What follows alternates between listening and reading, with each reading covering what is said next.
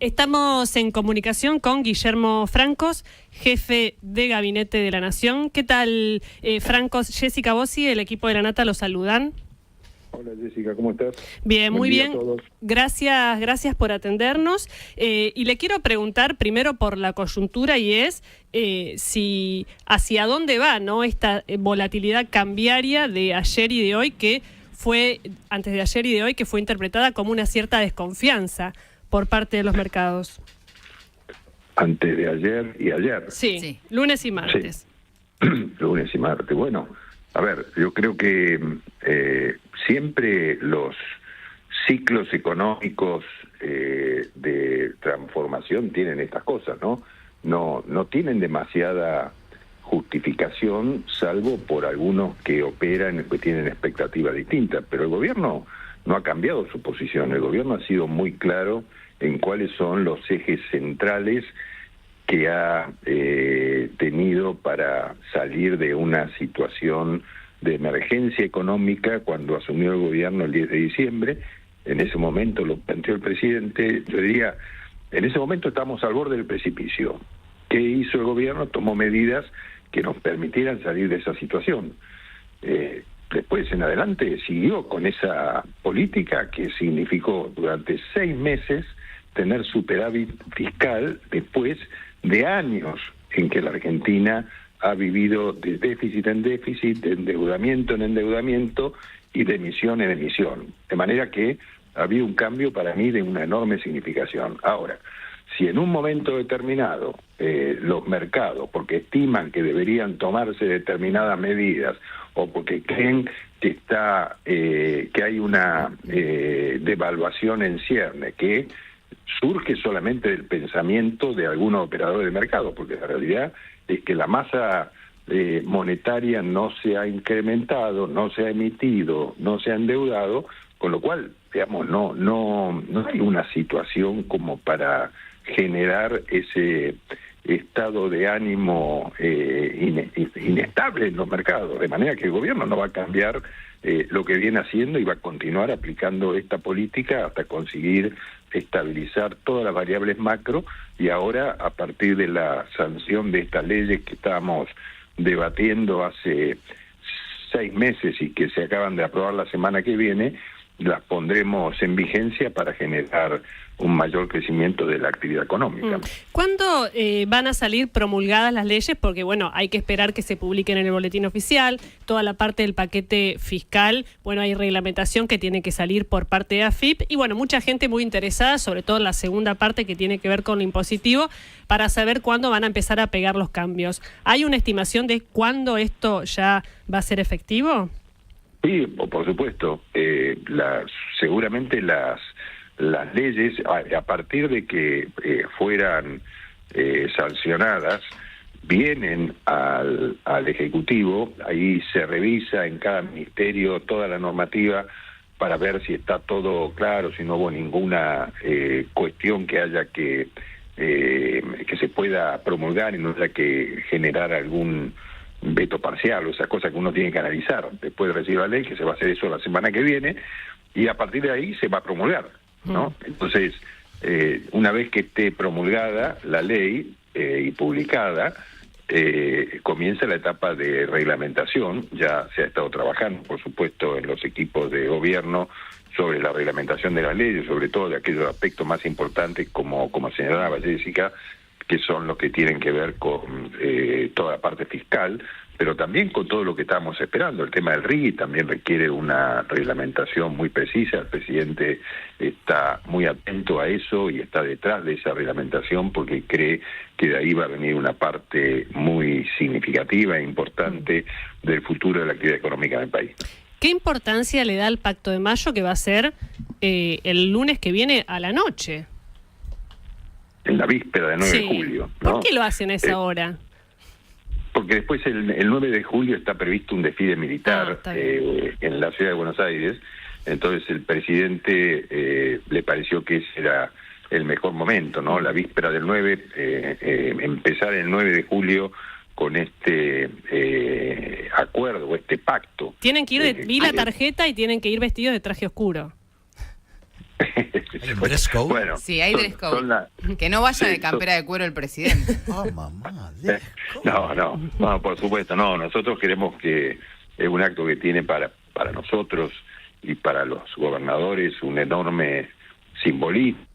Entonces quisimos darle todas las características para que eso se quede perfectamente reflejado, ¿no? Así que, nosotros la verdad que miramos el pacto como también un punto de partida para una Argentina diferente, estableciendo en un pacto muchos de los temas que están previstos en la Constitución Nacional, pero que por un motivo u otro, digamos, en estos años de decadencia que ha tenido la Argentina, se han ido dejando de lado. Entonces, la cuestión es poner en valor los principios alberdianos, casualmente en la provincia de Tucumán, y desde ahí decirle al país que tenemos una vocación de cambio, de transformación entre todos los argentinos. Por supuesto que hay algunos que no van a estar. Nosotros lamentamos mucho que no se comprenda en algunos sectores de la oposición más recalcitrante, digamos, por decirle de alguna manera, que no vean la necesidad que expresa el pueblo argentino de cambiar.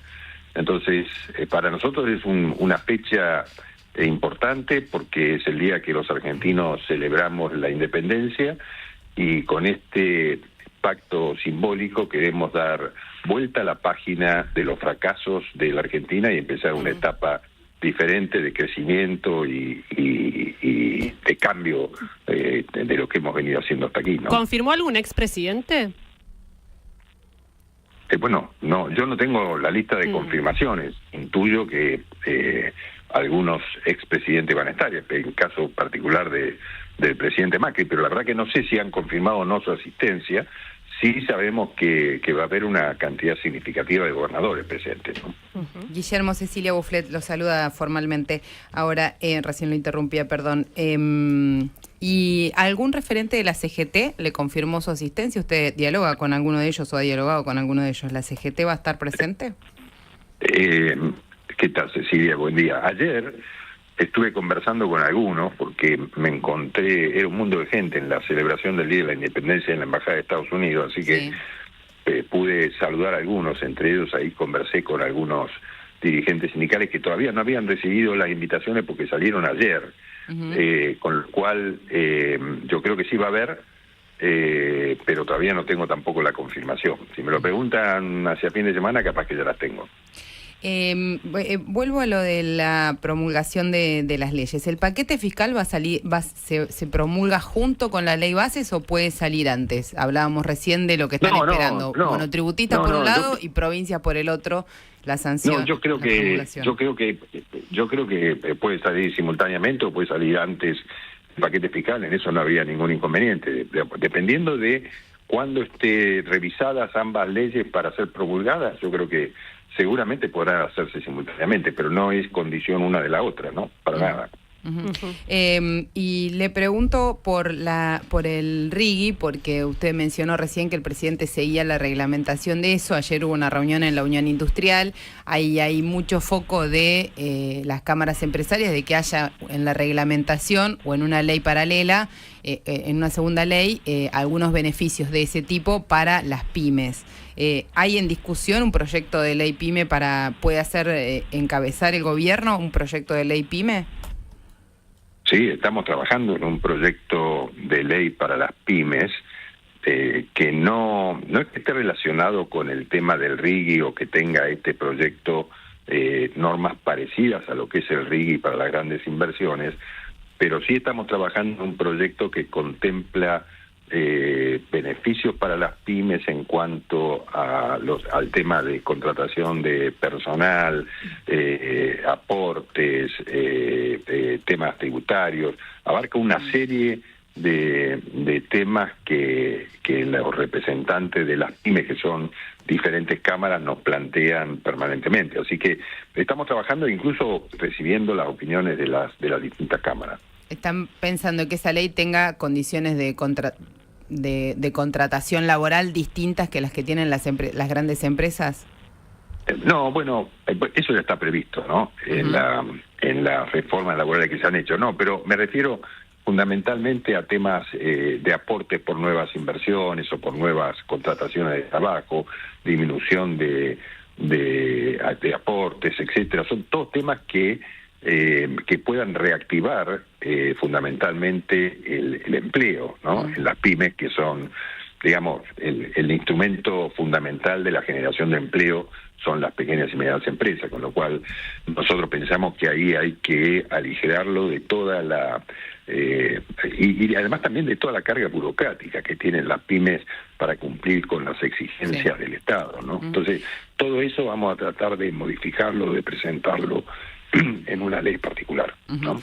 El presidente anunció un montón de veces ya la llegada de Federico Sturzenegger al ministerio. De hecho, creo que el último anuncio era que este martes se transformaba en ministro Sturzenegger. ¿Cuándo llega Sturzenegger formalmente al gabinete? Estamos trabajando en eso porque tenemos que hacer alguna modificación de la estructura del Estado. Yo aspiro a que sea este viernes, que el presidente pueda recibirle el juramento a Federico Sturzenegger, pero si no es el viernes va a ser los primeros días de la semana próxima. Depende mucho de si terminamos con la redacción de los decretos que hay que tiene que firmar el presidente para su designación. Claro, tiene que ser un DNU porque seguramente modifiquen la estructura de ministerios. Es un DNU, exactamente, es un DNU. Bien, o sea que importante, es posible que ya directamente, si llegan con eso, este miércoles se tome la jura directamente, no que sea publicado, sino que este viernes, que asuma Sturzenegger. Le cambio de tema para ir a la obra pública, porque lo vi reunido con muchos gobernadores en los últimos días. Todos se llevan la promesa de que se va a reactivar la obra pública, que fue paralizada, venía paralizada, pisados los pagos desde el gobierno anterior, pero tomaron la decisión política de frenarla completamente en esta gestión. Esta promesa de reactivación de la obra pública, ¿la tienen que bancar las provincias para terminar lo que estaba en curso? ¿Va a poner plata a la nación? ¿Cómo se va a plasmar? Y miti, digamos. Lo que hemos hecho es un acuerdo que distribuye pasa a las provincias una cantidad de obras que estaban en el orden nacional, pero que en realidad son obras que más competen a las provincias. Digamos, no tiene, por poner un ejemplo a lo mejor pequeño, digamos, ¿no? Pero no tiene nada que hacer la nación en temas de cordón cuneta, alcantarillado público, son todos esos temas más municipales, incluso que por ahí hasta provinciales, ¿no? Entonces, todo ese tipo de obras que normalmente se hacían desde el gobierno nacional, dándole una especie de concesión o privilegio a provincias amigas o a municipios amigos. Bueno, eso lo hemos hablado con los gobernadores y dijimos, miren, todas estas cosas háganlas ustedes en la provincia, con sus presupuestos, y nosotros en el orden nacional nos dedicamos más a las obras de infraestructura nacional, o a las que son más estratégicas, etcétera, que por ahí la provincia obviamente no puede afrontar. Entonces, ese es el trabajo que hemos hecho como inicio, ¿no? Porque todavía quedan muchas pendientes, pero viendo aquellas que estaban paralizadas con un nivel de ejecución importante, que tienen que ver no solamente con esto que yo decía un poco en digamos, de manera más menor, pero había obras, por ejemplo, de escuelas, había obras de viviendas, etcétera, que pueden continuar las provincias y las otras que continuará la nación. Esto, como decía recién, como primer paso. Seguiremos, por supuesto, pero bueno, este es un primer paso para ordenarnos de todas las obras que estaban paralizadas, como bien señalabas, muchas de ellas paralizadas por falta de pago en el gobierno anterior, donde se prometían muchas obras y después pocas se concretaban y pocas se pagaban además al final, hasta las que paralizó el gobierno porque no tenía fondos para pagarlas, y esto lo sinceró el primer día de gobierno del presidente Milei, ¿no? Con lo cual, lo que hacemos ahora es, bueno, hemos tenido todo este periodo, estos meses de superávit fiscal, ahora hay algunos fondos para dedicar a estas obras que estaban paralizadas, comencemos en este segundo semestre a ejecutarlas, y estamos trabajando en eso con las áreas del gobierno nacional y con las provincias. O sea, esos fueron los acuerdos que hemos firmado con los distintos gobernadores hasta aquí, ¿no?